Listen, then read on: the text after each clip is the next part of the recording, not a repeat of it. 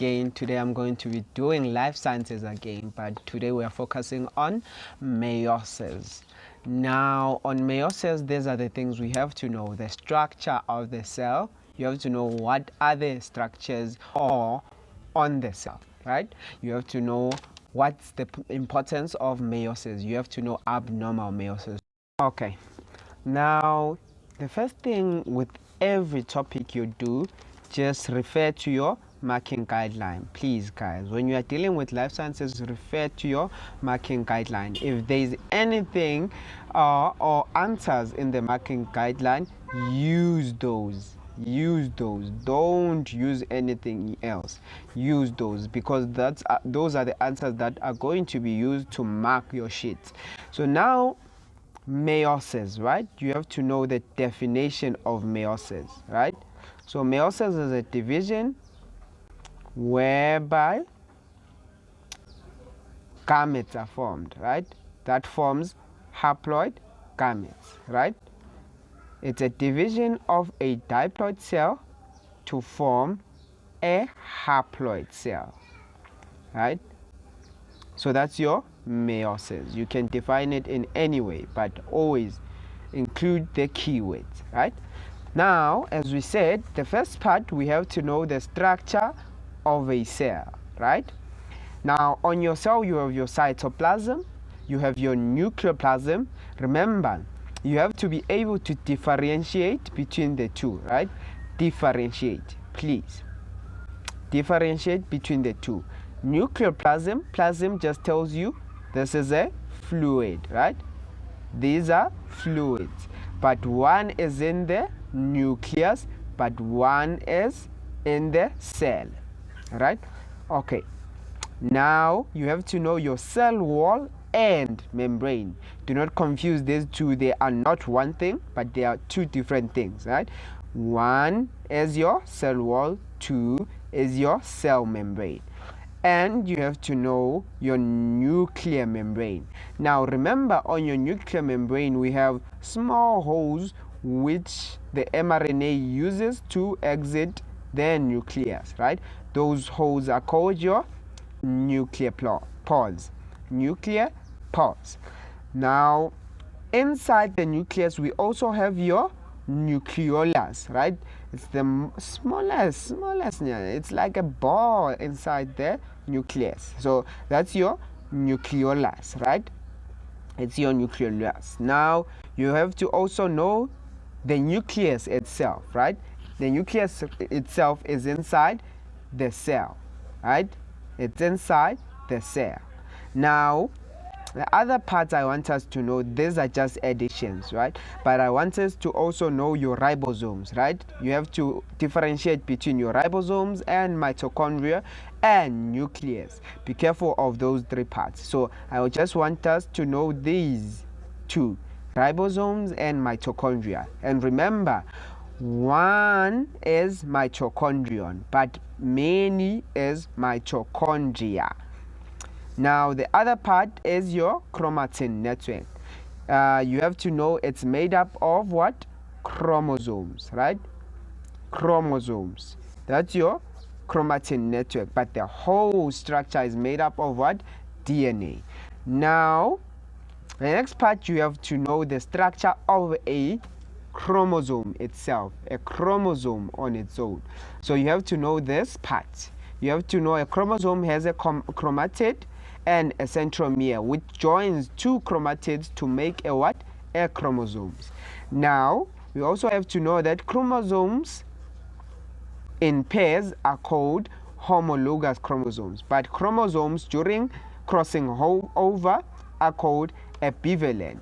And then this part on a chromosome is called your chiasma.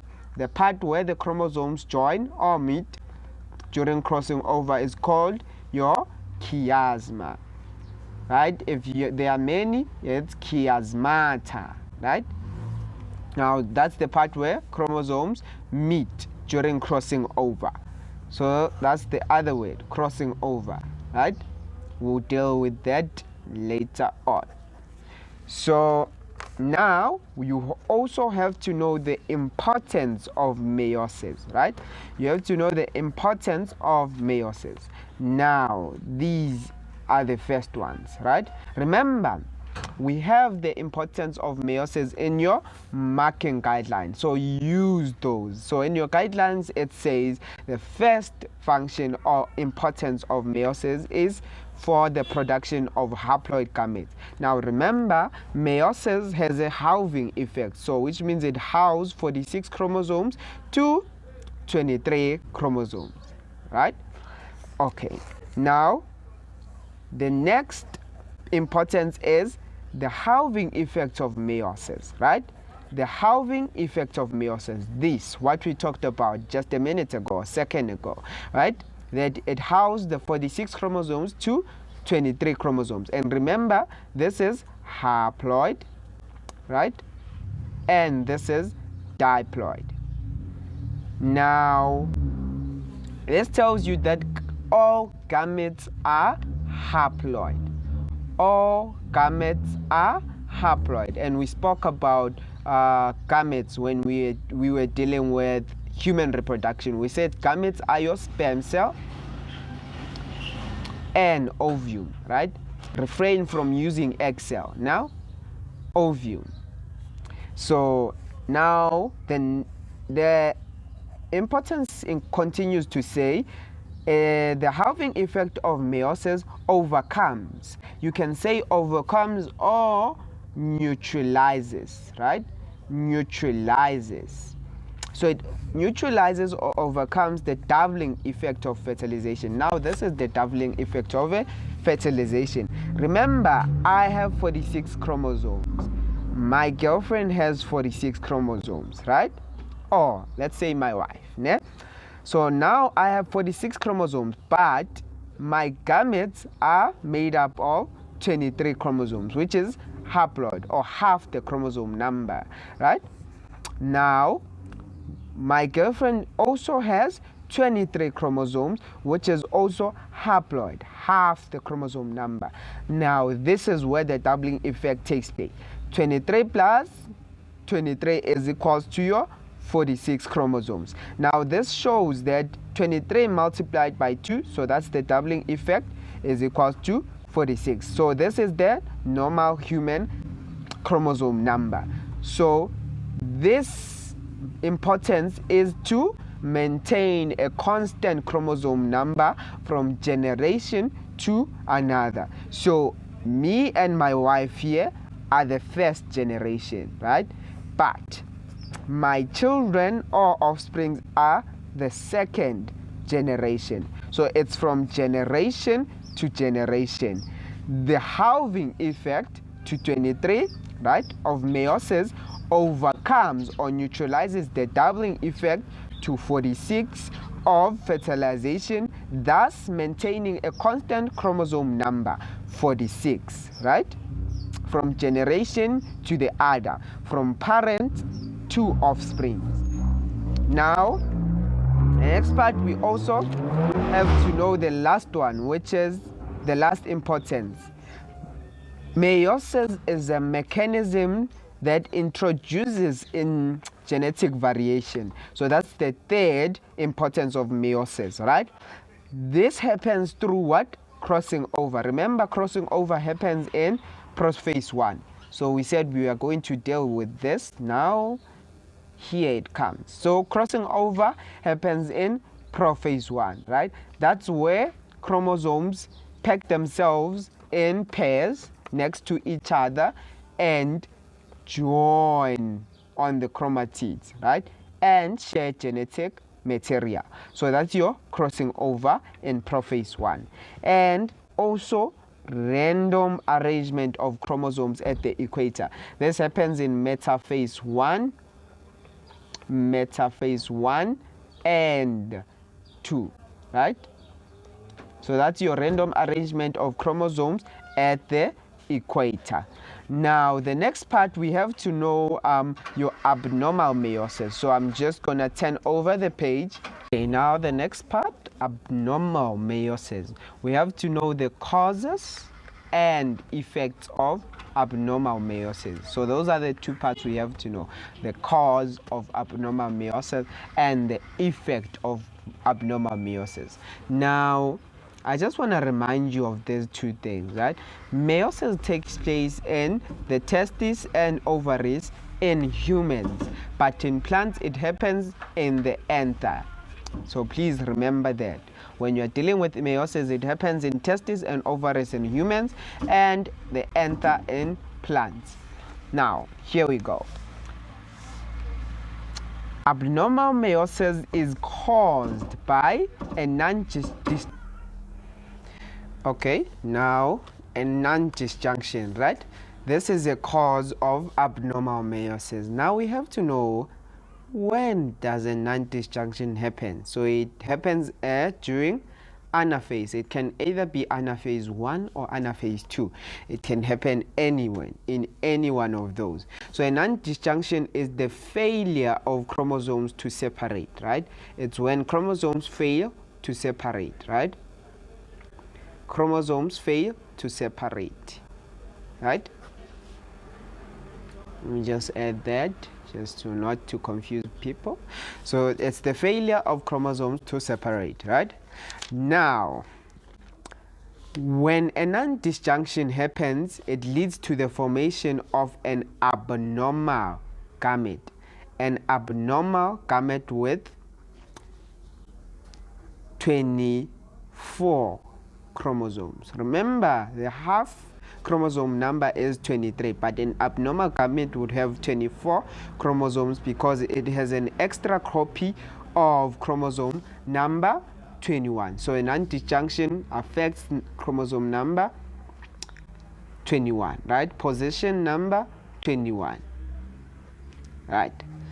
Okay, now this is what happens when a non-disjunction takes place. So a cell, right?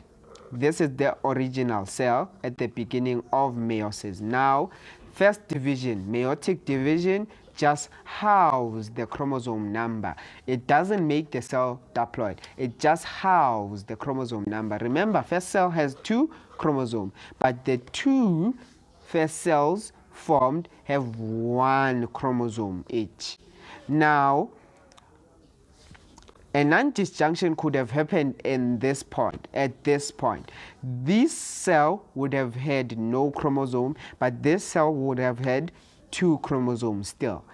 But this time I decided to make it happen in meiosis 2, right? So meiosis 2, that's where haploid cells are formed, right? Haploid cells are formed. Now, in the second meiotic division, this chromosome was supposed to divide and be single chromosomes. So each single chromosome will be in each cell, but this time because of a non-disjunction at this point, right? A non-disjunction during anaphase 2, right?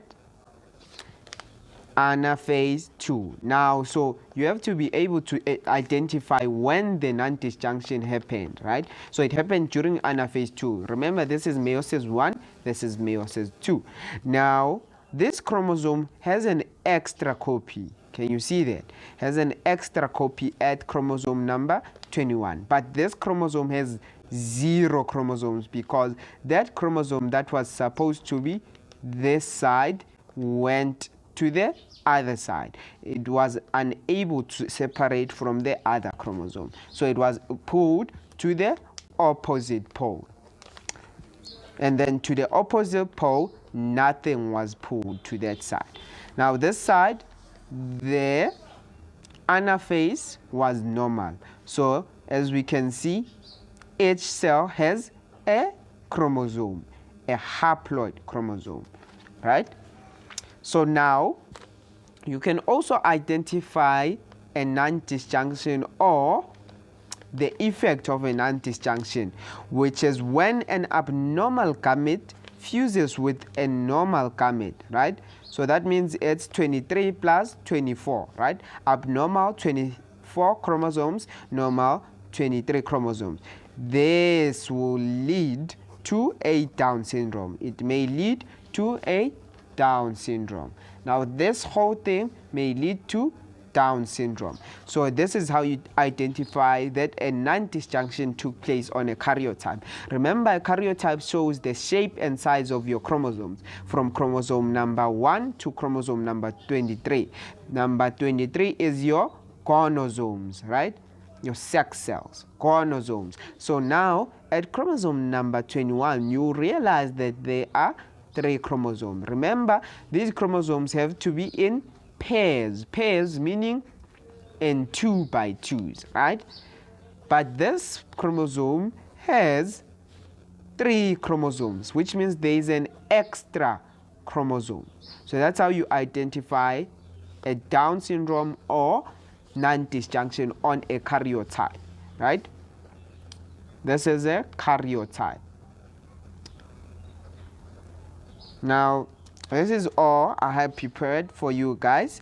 So now I need you to remember that the Down syndrome only happens when an abnormal gamete fuse with a normal gamete that may lead to a Down syndrome, because a zygote with 47 chromosomes will be formed, right? This zygote is abnormal, so that means the zygote may have Down syndrome. Okay, this is all guys I had for you on abnormal meiosis. Okay, thank you guys for tuning in. That's all I had for you. That was Life Sciences Meiosis. If you need more information on that, you can just WhatsApp on 076-587-5041 and you'll be added to a group which is Tutoring Wisdom. If it's not Tutoring Wisdom, it's not us. Now I'd like you to search us on YouTube on these channels, Lwazi Films or Tutoring Wisdom. Subscribe, like and share. That will be much appreciated. Thank you guys.